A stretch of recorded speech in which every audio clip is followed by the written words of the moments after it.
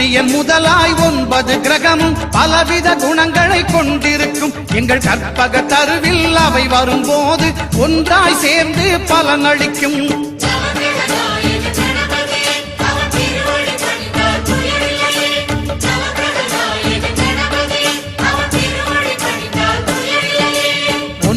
கோளும் ஒன்றாய் காண அங்கு கற்பகம் என்னும் கடவுளின் மெய்யில்